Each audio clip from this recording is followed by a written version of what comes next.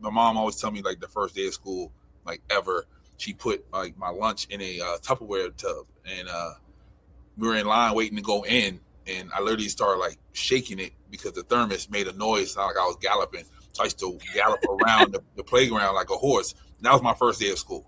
So Okay. yeah. So I was always doing something, and then to stay away from the streets. My mom put me in theater, so I was a theater kid too. So I'm always performing. I'm always on. So when I'm outside, that's pretty much what you're gonna see. I like that. Yeah. Something that makes people, well, I think it helps people to feel comfortable Mm-hmm. around you. And even for those people who might be on the shyer side, they don't know how to enter into a space. Mm-hmm. If they have someone inviting them in, then they can decide after that, like if they want to engage or not. Absolutely, everybody's invited. That's my motto. Everybody, I come like on. that.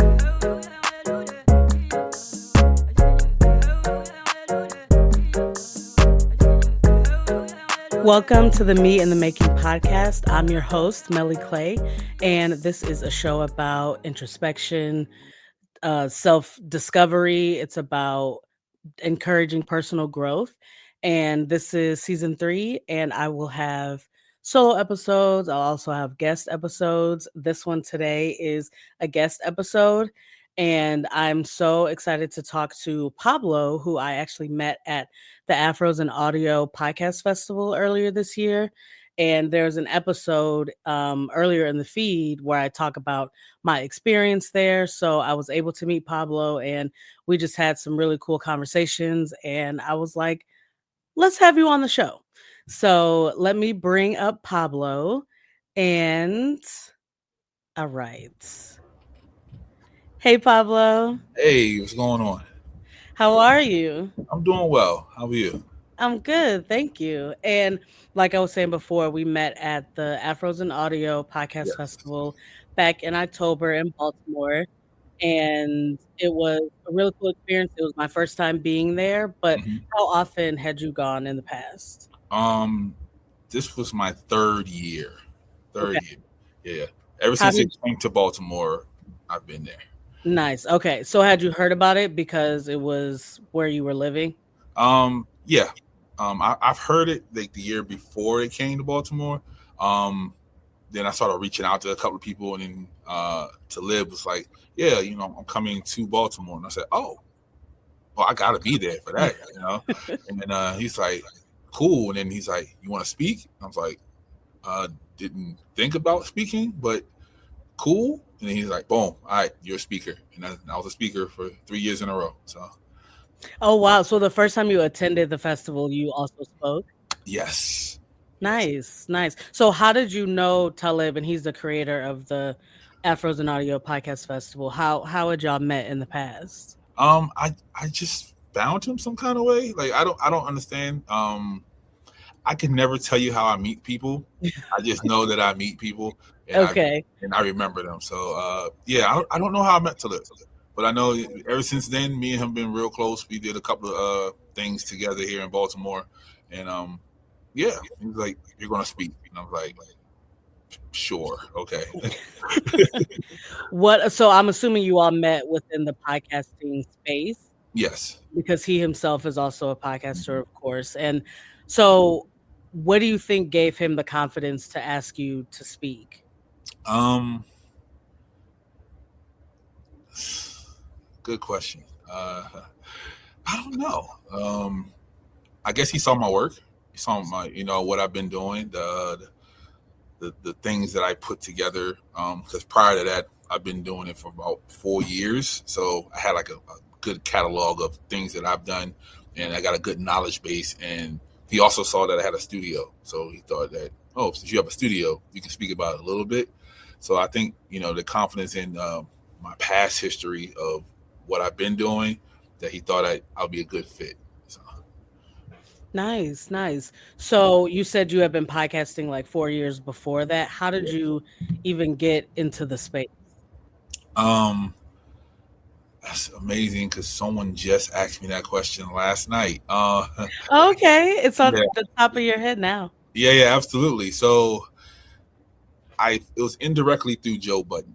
I saw Okay.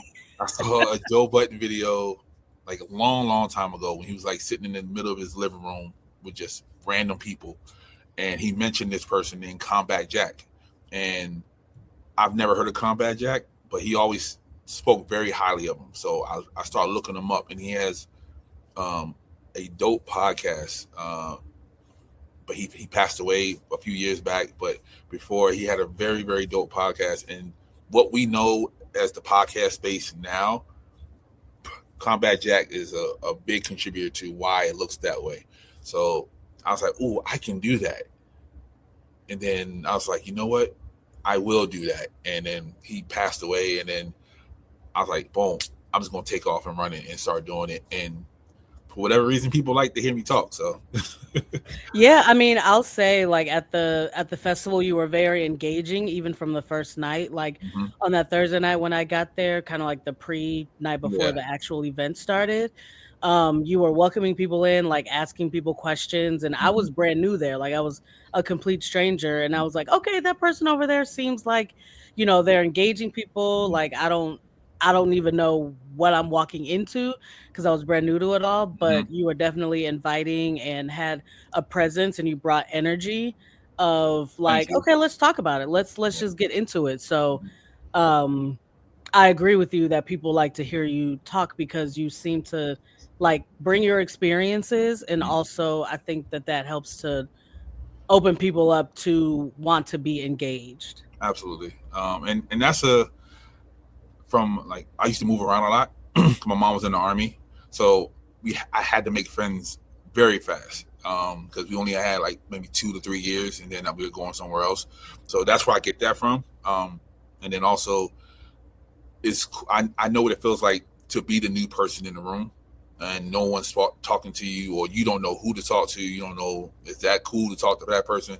So I bring it upon myself to just go around the room, say hi, how you doing, what's going on, and that's how I start off my podcast. Like, hey everybody, what's going on? Because that's usually how I greet people and bring people in. Because a good smile will take people a long way. Yeah, yeah, I agree. And with some, I mean, I never moved around as a kid. My parents are still in my childhood home. Um, but from watching TV or reading books and things, you would see sometimes for children who are, kids of people in the military, they move around a lot, and those children seem to be quiet and Mm-hmm. reserved.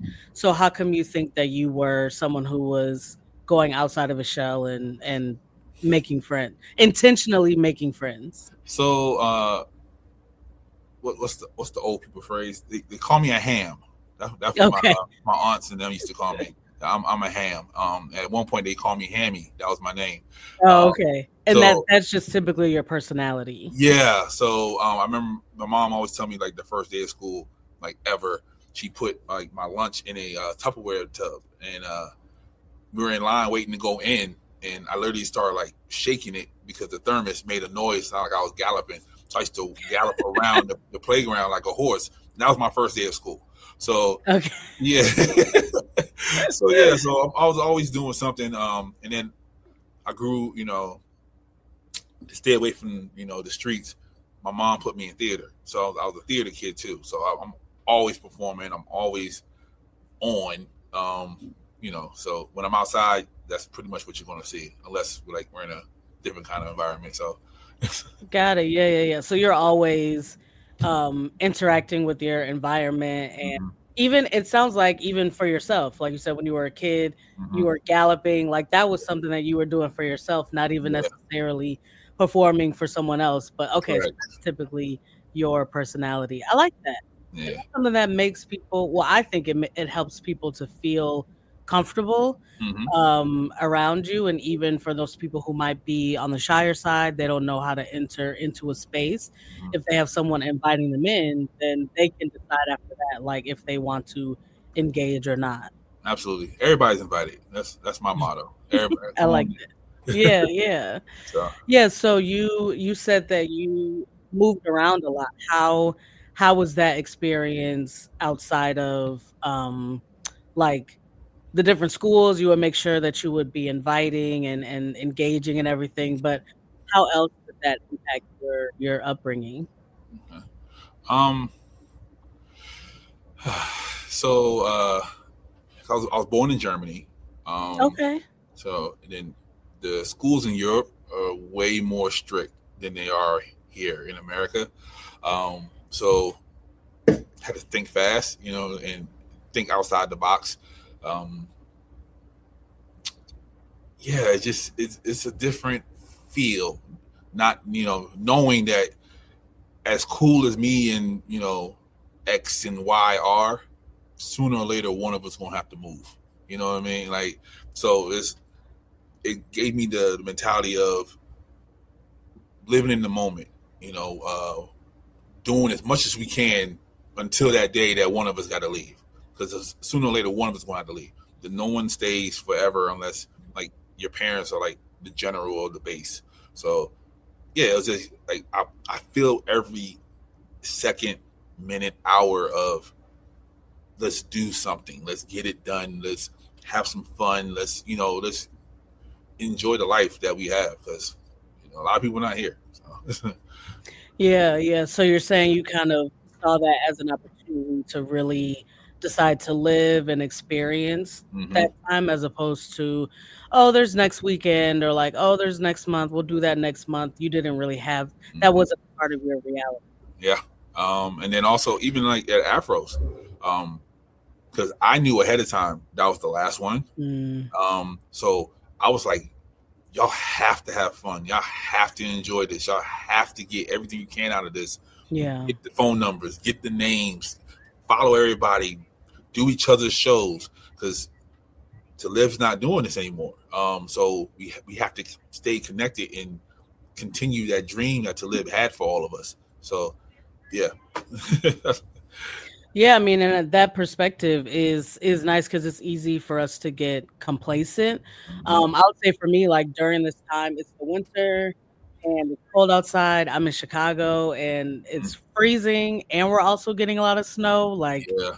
and so it's easy for me sometimes to be like, oh well, once everything thaws out, that's when I'll go out and like, Hmm. be social again and active and going to the gym, etc. But from what you're saying, it's like all that is not guaranteed. It's Yeah. not It's it's not. you just never know. Yeah. Do you still well, do you still kind of have that mentality? For the most part, yeah. It's toned down a little bit as I got older. I was like, I ain't gotta rush as much, but yeah, that's why like everybody I talk to at Afros, I done reached out to everybody at least once or twice. I done reached out to everybody like, hey, what are we doing? Da da da. I have an idea. You have an idea. Like I've been doing that since October, um, because I know how podcasters are. Because I'm the same way. People, we take breaks, and when we take a break, we break, and so Yeah. got to keep it. Got to keep the momentum going, and um, yeah, so I don't fill it up as much as I used to. And when I feel like I'm getting complacent, that's when I start getting the wiggles, and I'm like, okay, hold up, let me reach out to somebody. Hmm, That's hmm. most matter of fact, that is why I reached out to you. I was like, I'm getting the wiggles. I got to do something. So I was like, Yeah. hey, let's do something. And he was like, cool. And I was like, yes. So Yeah, yeah, and I think that that is encouraging for others to hear, like, maybe they're in a creative space or they're in a space that is new to them, and you can reach out. Like, don't feel weird and awkward about reaching out to that other person because the worst thing that they can say is no, you know? exactly.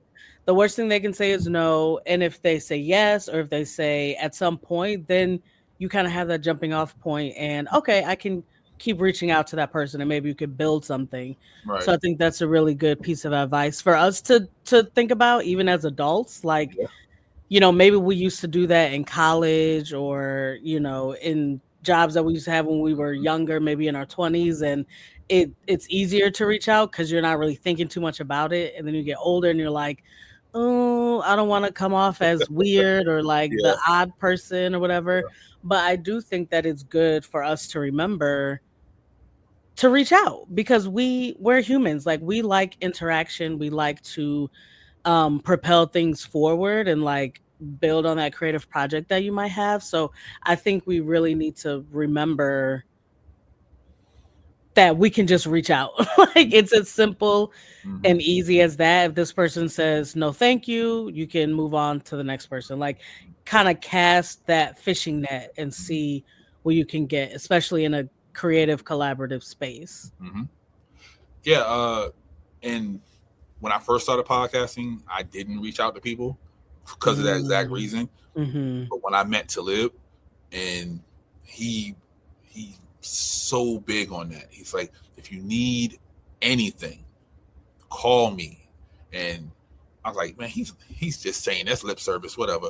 And then I think he came to visit one time, and he's like, why haven't you called me? I was like, why do you want to bother you? He's like, I said you can call me at any time. So ever since then, yeah, I've been bothering them. I've been like, hey, what do you think about this?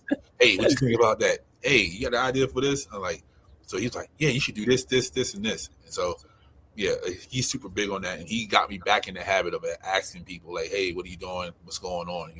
So I love that. Yeah, and he's a great example of that. So for us to remember, okay, if that person said reach out, I'm gonna reach out. I'm gonna give them what they asked for, and then we can like grow from there. yeah, And you said that you have a podcast studio. Like yes. how did that come about? When did you decide to like really dive into podcasting like that in that way? Okay. So I had a podcast with two of my friends. We started in 2017, 2018, something like that. And we did it for like 2 years, and then the pandemic happened. Um, everybody got, everybody went to their separate ways because of the pandemic, but I still wanted to do this. And that's how I knew that I really wanted to do this, because when I was sitting there, that's all I could think about was podcasting. And I was like, you know what? I have a giant basement that I'm not even using. So I turned my basement into a studio. So I can do, virtual podcasting with anybody who wants to have a conversation. So, I have like old pictures of me just putting up foam on the walls and everything of, yeah. And then, so after that, after the pandemic was over with, people started coming to my house, and I was like, don't like a lot of people in my house. Like maybe not this part. You know what I mean? Yeah. And then so I was like, you know what? Let me find somewhere else to go. And then a friend of mine named Gary, he also has a podcast, and he has somewhere to go. And I was like, where are you? And he said, let me give you the landlord's number. He sent me to a spot that was like as big as a closet. And I was like, well, I'm not doing that. I have like bigger dreams than just a closet of me just talking. So we went to another spot, and it was perfect. So I got 2 rooms. We do a bunch of podcasts in there. We do live events. We do pop-up shops. We do a bunch of stuff there outside of podcasting, but podcasting is the core, and it brings the conversations, and that's what I love. I love those conversations. Not just who's better, R. Kelly or Usher, but I like the Well, real conversation. You know what I mean? So what a question to ask there. I'm just saying, like, people be asking those questions, like, hey, if we had a versus right now, who would win? Like, Mm-hmm. we get those. Those are the blog questions, but then we also have real conversations. Like, is there an agenda going on behind the scenes of like, or who's really doing this, and why do we really think this way? Like, I love those conversations because I love to think. So, yeah, it was a place for me to talk because I like to talk, and Mm-hmm. no one else want to talk to me, so bring people in, let them pay me to talk to me. So Do you find that you're able to have different types of discussions when everyone is in the same room compared mm-hmm, to virtually? mm-hmm. Yeah, absolutely. For some reason, when they're virtual, people treat it like an interview. Mm. Like, they don't get relaxed. They just like, oh, I'm in front of camera, so let me sit there. Like, it's Mhm. like a Zoom meeting for them. When you sit in a room with a lot of people, the conversations go everywhere, but they come back to the same place at the same time, and I absolutely love that. We actually had a show a couple of days ago, and literally it was a top 10. We were just figuring out a top 10, just a random top 10, and the conversations went so left and right away from that top 10. We had to pause like 3-4 times just to like bring everybody back down because it was just all of us in the room. I even pulled the microphones away because everybody was yelling. But yeah, I just love those type of conversations, just to have a group discussion, because we lose that. We haven't done that in a long time because everybody is stuck in their feelings, they're stuck in their thoughts that they can't hear no one else's. But so to come to SMG Studios, you're going to have those group discussions. You're going to be able to say what you're going to say, but you're going to be forced to hear what somebody else is going to say. You may not agree with it, but you're going to listen, and we're all going to understand. So yeah, that makes a lot of sense. And virtually, if you have more than two people talking, conversing, yeah, then like if more people want to speak, if two people are talking at the same time, the way these mics work and everything, you're not going to hear either of them. Like that sound will cancel out. So I definitely can understand what you're saying there. Like everyone is in the same room and you're able to speak freely because you don't have to think about the sound issues. And not that you want people talking over each other, but you know what I right. mean? Like there could be a little bit of overlap Yeah. and then the one person continues what they're saying, and that they feel more comfortable because everyone is in the same room on the same playing field and being able to have those discussions. Yeah. And then also, people are more considerate in person for whatever reason. Like if we're on here, people just talking. But if we're in the room and somebody starts talking, like, "Oh, I'm sorry, you can go ahead." You know what I mean? Like it's always that. So, and then also, you can't be tough in person. You have to stand on what you say. You can't be like hi and then hide. There's no hiding in person. So, gotta love it. Yeah, I mean that's a good point. So what you're saying is that you're more respectful of the other person because you're sitting in the same room with them, and then also whatever you decide to say, like you're gonna have to kind of back that up because that other person isn't really just gonna let you just say whatever you want to say, Right. Without any type of pushback. Yeah. You can't say something and then log off. There's no logging off in person. Okay, bye. Right? I see. Yeah. So like you have this studio. How long have you had the studio? You were saying like 4 years? 4 years now. 4 years now? Yeah. All right. And are you doing this like full time, or do you Nope, have I like have a another? normal job, and then as soon as 3 o'clock hits, then I turn into Pablo, and then I do. Nice. Like, how do you? I mean, for me, I have a regular job and everything, and I do this on the side afterwards, like as my passion.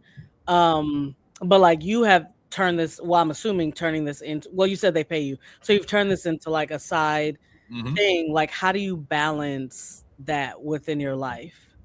um, I'm just getting to that. I'm just getting to that. At first, it was majority podcasting, and then the regular work was, regular work. But then I realized I need the regular work to fund some of the podcasting, so I started taking it more serious for both. But now I'm at a good, healthy space, a good groove of I do, my IT work, and then if I have lunch or something like that, I can throw a little bit extra podcast stuff in it. But then, like I said, as soon as 3 o'clock hits, I'm in like full podcasting mode. And then if there's nothing to do that day, I take an occasional break. My people don't think I take a break, but I take an occasional break. And yeah, so things like that. And then also some shows that happen, some are virtually, some are at the studio. So I can be home, and it's not like I'm always running to the studio. I can have downtime. I can have that rest time. And yeah, so it's starting to balance out now. I'm proud to say. So a little too late in some people's eyes, but better late than never. What do you mean a little too late? I've lost a friend or two. Oh, I see. Yeah, I lost Because you were so focused on the podcasting and everything. Yeah, I lost a relationship. All that good stuff. So yeah, but I'm getting there now. I mean, we're all a work in progress, right? Absolutely.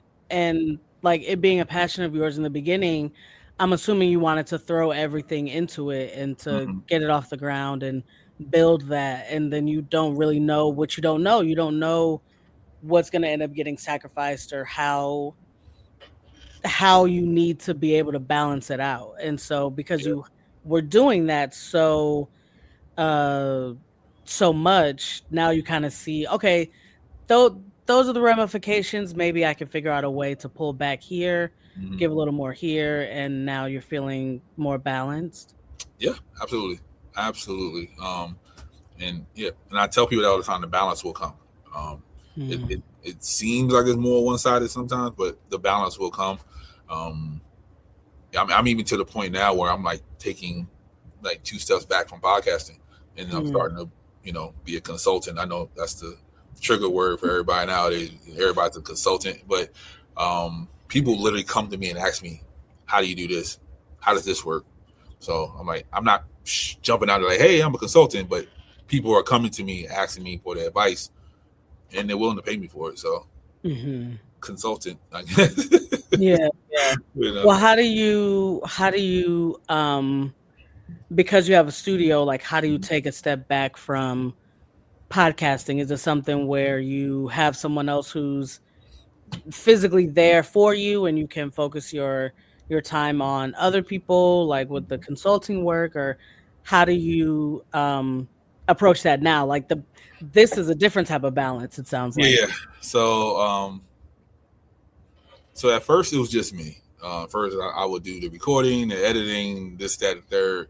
Even do one of my shows there, all that, and then I had a time where my body just stopped. My body's like, we're not Mm. moving anymore. We're going to sit still for about 3-4 days, and you go to sleep, and that's it. So um, when I got up from that and realized that I can't do this by myself, I start building a team.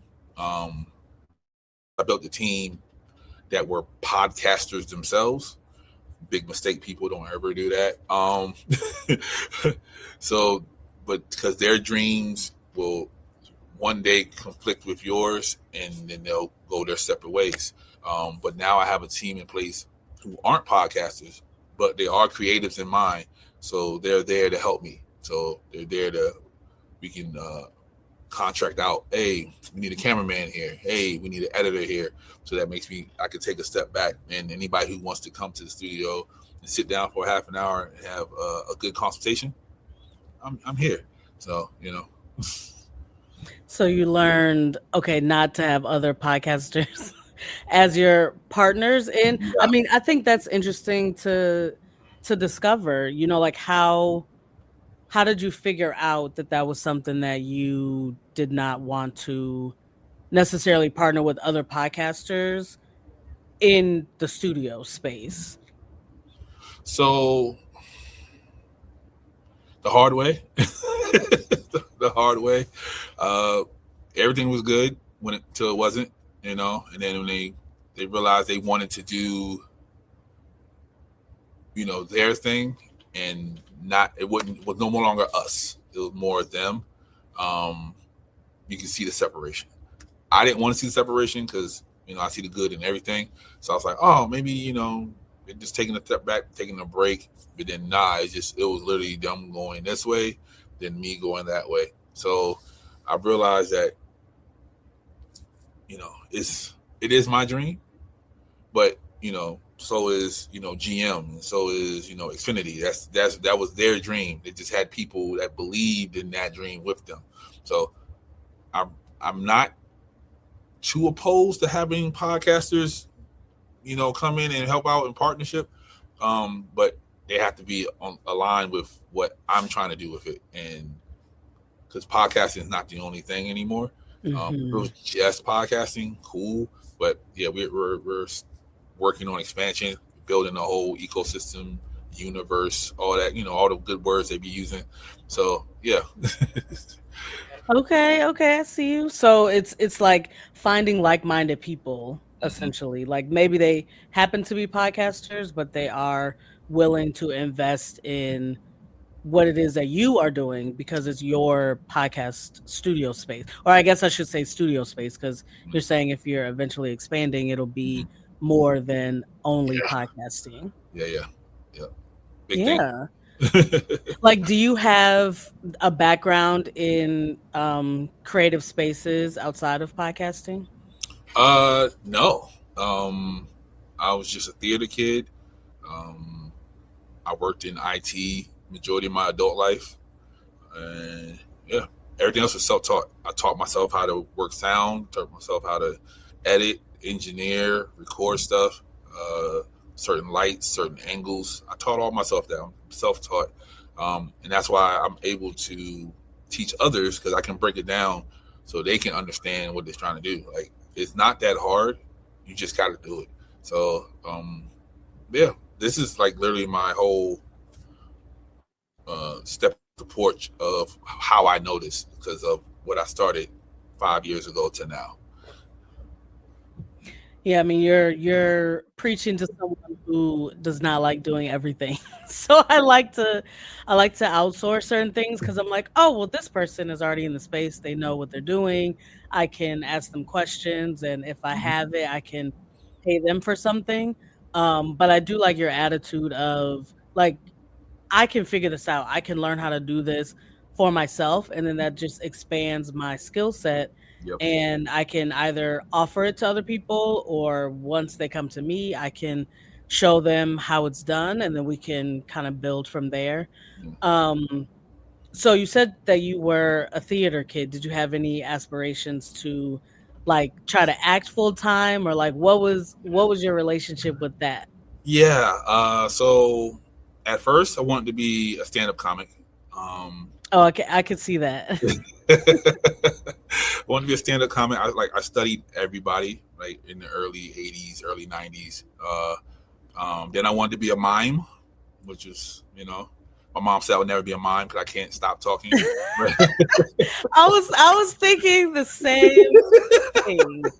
What do you mean by a mime? Like a Yeah, I wanted to mime in be the a mime. traditional sense? Yeah, I wanted to be one of those. It And would then have challenged you at least. it would have. It definitely would have. And then I think we was in Germany. We was in Germany, and they used to do field trips to France. And in France, they have these. They're mimes, but they don't look like traditional mimes. It literally be like robots, and they'll be sitting still and they'll move and stuff. I wanted to do that, and again, couldn't be quiet long enough, so I got on stage and started doing like plays and comedy routines from like the 30s and 40s. Like I love Charlie Chaplin. Um, and yeah, and then I wanted to be an actor. Definitely wanted to get an Oscar. Wanted to get up there and cry and have the music playing while I'm doing my speech. But just this took me that way. I could still use those attributes to this, but yeah, at one point I wanted to be an actor. Sometimes I still do, but yeah, Yeah. but now that I learned all the back stuff, um, director, producer, that seems like that's more my bag now. So Mhm. Mhm. Yeah, I was gonna say I kind of went on the same journey that you did. Not all the journey. I never wanted to be a mime, you but should. Mom is fun. I won't. I don't doubt it. I don't doubt it. It was just never anything that I wanted to Uh-huh. pick up. But in middle school, I wanted to be an actress. Okay. And then like fast forward, and then you just have then I was thinking like you have to memorize all these lines and you have to do all Yes. of this. Yes. Like that seems very grueling in a way that my interest is not high enough. Right. You don't want to do that. So then I realized that, oh, like I really enjoy writing. So I Hmm. went into that as a major in college. And then I eventually went to film school and everything. So now I can kind of use the stuff that I learned there Hmm. in the podcasting space, in my writing area, where it's like that foundation that I built back then, Hmm. now I can use with podcasting. Is just coming out in a different kind of way. So kind of like what you're saying, you learned how to do those things then, but now it's just manifesting in a different way. Yeah, I'm trying to learn script writing now. Like I can write a podcast, but I can't write an actual script. So because Like we're with working, dialogue and everything. yeah, because we're working on this YouTube series about Oh, the nice. studio. Yeah, it's gonna be like a little comedy about the studio. Like the weird podcasters that come through. Loosely based on the stories that I've heard from other podcasters, and then stuff I've seen in real life. So learning how to do a script to do that, and that should be coming out next year. Hopefully, if I can learn how to write a script fast enough. Okay, well that's exciting. I mean, like you're learning it via like YouTube or you're Hmm. going to Yeah, classes? YouTube, absolutely. YouTube yes. University. Yep. YouTube University. Don't sleep on it. Right. And also, I tell people all the time, audit your skill set because Mhm. you don't know what you know. Like, so you literally just sit down, like, hey, I've done this, this, this. You can use a little bit of everything of what you do to what you want to do now. Unless you're trying to be like a scuba diver and you like live in the Alps, you know what I mean? Like that's different. But if you're doing something and you're like, hey, I took writing in college, well, you can pretty much write a script if you knew you took writing in college. You know what I mean? Like you can take something here and put it over there. So always audit your skill set. I do that like maybe once a year now. I audit my skill set and just like, hey, I learned this, and I forgot I did that. So and that's probably how I know about lighting and sound and all Mm. that because I used to be in rooms and we used to build rooms from the ground up, put the walls up, put the cables up, and I'm like, yeah, I can hear the echoes. I can see if the wall's hollow, the sound bounces off this way. So yeah, audit your skill set. Always audit your skill set. Every 6 months to a year. And then you'd be better off in life. I mean, that's a piece of advice that I haven't heard anyone say to me at least. Mhm. So audit your skill set. That's that like in the corporate space, you know how they say like just always keep your resume updated. Hmm. So that's kind of in the creative space where you're saying like audit your skill set once a year. Yep. Take note of what it is that you did learn so that you can know like, oh, I can offer this to someone else. Yeah. Because I always dislike when someone says, "Well, I can't do that." Mm. When somebody offers you something, I can't do that. Like, how do you know you can't do that? Because it doesn't sound like what you know. That doesn't compute to me. So just you can do it. If you're like the older sibling or the sibling that took control of everybody, that's leadership skills. You can be a director.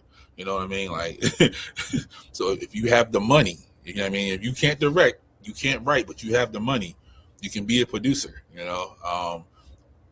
He's canceled right now, but Diddy is a producer. All he does is hits one button and he leaves. He has a whole team of people that make music for him. So you can do it, man. Like, let's put your skill set in there all the time. Like, if you don't know what you know, take your resume and put it in an AI and say, hey, make this look like whatever occupation you want, and watch how not so different your resume gonna look. It just tweaks it a little bit, and there you go. So, To see like what it is that you are able to do. I mhm, like that. Especially for us in the creative space where maybe we do have a day job and we're mhm, not able to sustain ourselves in the creative space, whether you're writing or podcasting or making music or mhm, whatever the case is, like mhm. maybe it's like, okay, how do I expand my skills? Like, Yeah. oh, these are things that I'm already doing, like kind of Mhm. learning more about yourself in that way, to see like, oh, I could do that. Like Yeah. this thing came across my desk. I can do that. Yeah. Um, so you were mentioning learning script writing. That's something Mhm. that you want to be doing in the future. Maybe Yes. you will have a series come out next year. Mhm. Like, what else are you thinking about or working on? Like, what would you like to be doing in the next couple years that you're currently not doing now? Okay. So SMG films. That's what I want to. That's what I want to do. I love movies. I love TV shows. I love docu series. I love all that stuff. So I want to start doing that. The consultation. I want to do that. I want to do that full time. Um, and then also, I want to teach people. I want to continue to give out what I know, not just consulting, like actually taking somebody who doesn't know anything about media, podcasting, sound engineering, none of that, and then give them 4 to 6 months, and then they know enough so they can go out on their own and do that. So, yeah, SMG films, consulting, and then teaching. So, Sounds like a packed scorecard that you got there. yeah, I keep myself busy. Yeah, I'll yeah. be galloping around the playground again. So, Yes, consistently growing and becoming, like expanding your mhm. skills and then being able to offer that to people in your circle who are around you. You said you're in Baltimore? Yes. Yeah. Yeah, I mean, that's cool. Would you be teaching people virtually or would they have to come to your space? No, they can be virtual. They can be virtual. The only thing that I probably can't do virtually is projecting the voice. Um, Mm. that's in for whatever reason. Every time I write a syllabus, voice projection is like at the very top. So yeah, I can't do that. I can give them skills and tricks and stuff how to do that, and then we can practice back and forth. But yeah, yeah, it can be virtual. I love to talk to people everywhere else. So Mhm. Yeah, yeah, you don't wanna limit your yeah, absolutely. the scope. Yeah, Yeah, yeah. So, especially like what'd you say? especially here. So Yes, yeah. exactly. Within the podcasting space, of course, like we're able to do this virtually. I'm in Chicago, you're in Baltimore. Like we that is the beauty of this. Like obviously I would love to be able to fly everyone in and go to a Yeah. space in Chicago and like meet in person, but you gotta do what you gotta do Yeah. sometimes. Yeah. So what would you say that you've learned about yourself maybe in the last 7 to 10 days? Like, what's something you've been learning about yourself that has really been resonating with you? Um, I'm not a robot. I actually feel sometimes. Only sometimes. Yeah, only sometimes. Because me being Pablo, the people at the studio call me Suge. Because I show no emotion when I come in. I just walk in, do my job, and then we all leave. Um, but yeah, I've learned that I actually have some type of emotion, and I like it. I don't know how I do it all the time. It gives me the wiggles, but but yeah, the last 10 days is, and then I need people. I realize, and I know people are out there that want to help me, so I realize that also.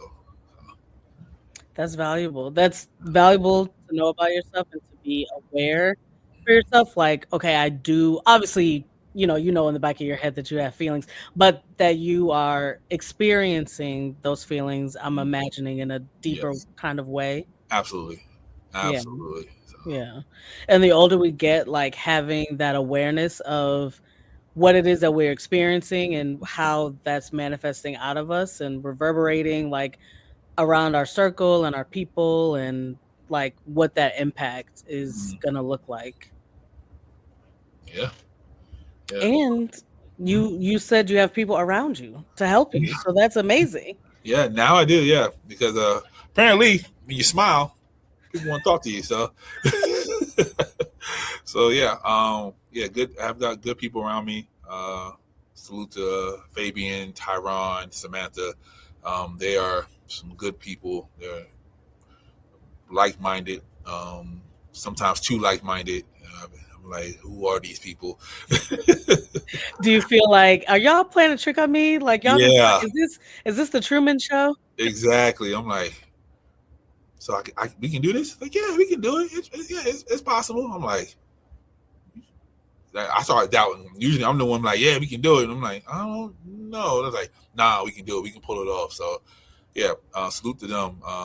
They are good people, and I appreciate every second that they are in my life right now. So, Good, good. I mean, I've only met you a couple times and we've only known each other since October, but from what you're describing, it sounds like maybe you're getting to a point where you've been able to foster a circle around you where you're finding your people.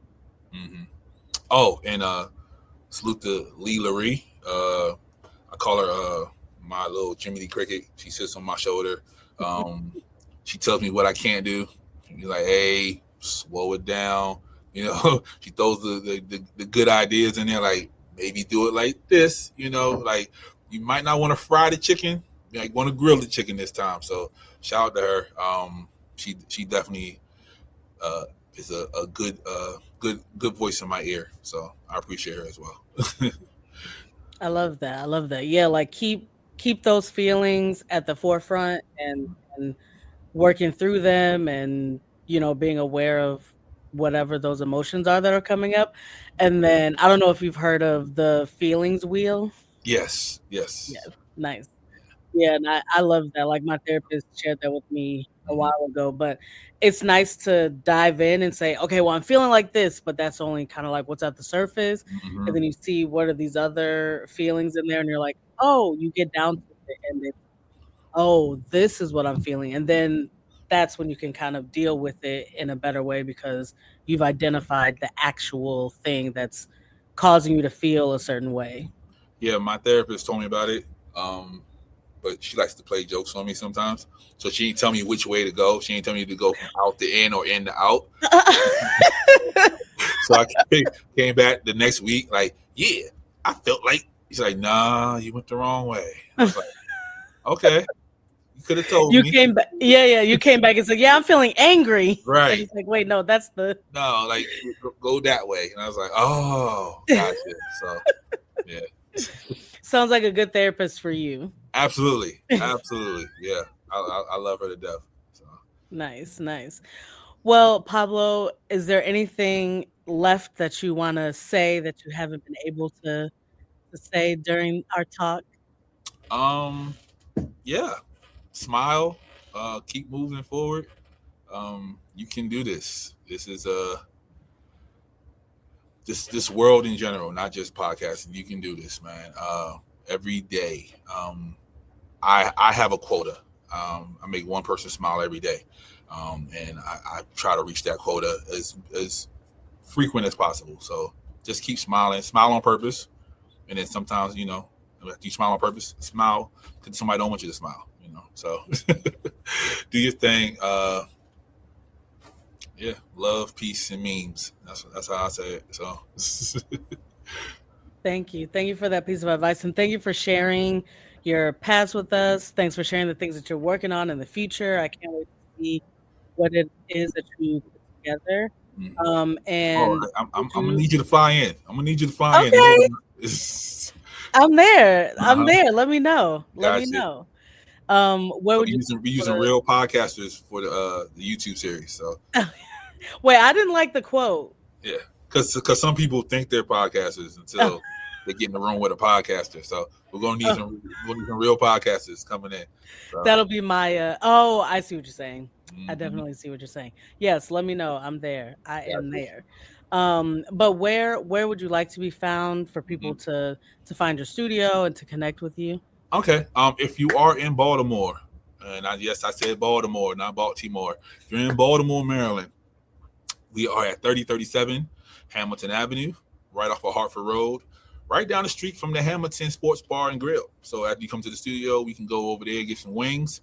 Um, we are open 7 days a week because I live 10 minutes away. So if you just want to book a time, just come through.